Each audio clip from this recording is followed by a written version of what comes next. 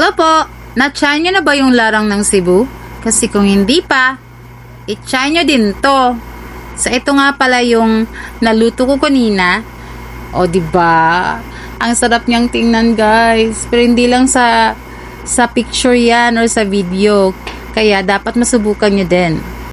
Actually wala sa plano to. Kaya lang, when we went to the market yesterday, I saw a big fish.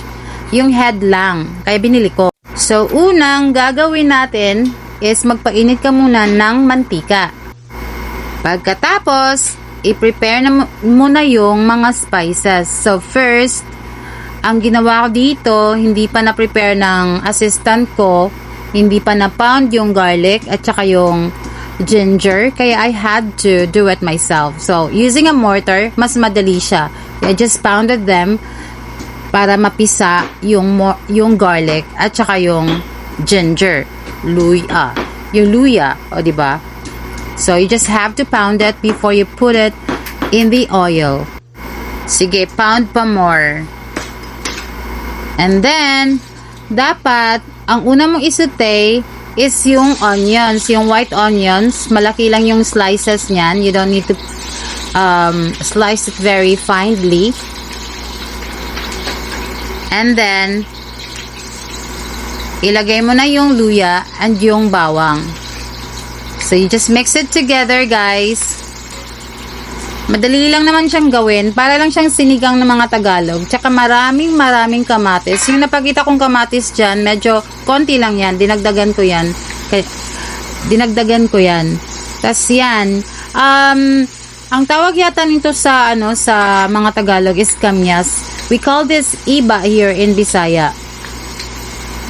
And you just need to saute everything together hanggang sa medyo makikita mong nalalanta na yung mga spices like yung tomatoes, yung kamyas, and while you're doing that, you put a little salt para may flavor din siya. O, diba? Nag-wilt ka agad siya. Naka-shortcut kasi. So, yon. Isaute mo lang yan. Parang enough ko yata yung fire niyan. Nakalimutan ko. So, basta isaute nyo lang siya hanggang maging ganyan siya. Parang nalalanta na siya. There. Kailangan lang nating magtiyaga dyan, guys, sa pagsaute ng mga spices. And then, ilalagay na natin yung mga fish. This is a very big fish head. And pinahiwa ko na lang siya sa market. Yun. You just put it one by one. Madali lang naman kasi lutuin yung fish head. 'Di ba? So, kaya inuna ko muna yung mga spices. Yan. Ganyan lang. Tas, you put all the other sahog like yung pangsigang na sili and labuyo, nilagyan ko lang ng 5 each and I just cut it in half. And para mas masarap, ito yung major pampalasa nito. I just put about 3 tablespoon of black beans. Yan.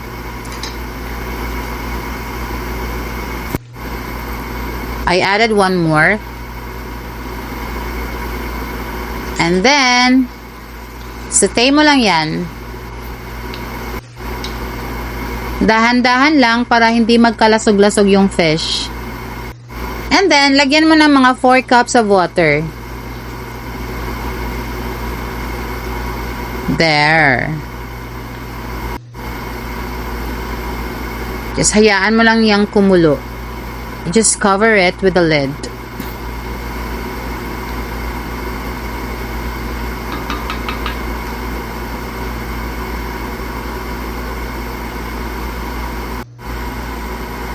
Yan. Pag kumulo na siya, just let it simmer for another 5 minutes. Kasi madali lang namang maluto yung fish.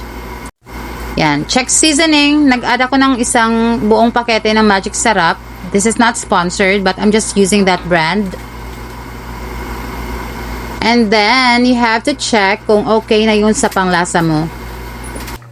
And dahil maraming kamyas, ano siya, parang okay na ako sa asim niya. Okay, naglagay na lang ako ng about 2 tablespoon of patis, fish sauce, and just a little salt, and the rest of the spring onions. Nilagay ko na lahat kasi this is ready to serve. Inuna ko kasi ito before yung iba kong niluto. Kaya yan, okay na siya, ready to serve na. There you go. Napakasarap nito lalo na pag may hangover ka, o di ba? Favorite ko to eh. So you have to try this too and share to your friends if you like it. Thank you so much for watching. Bye!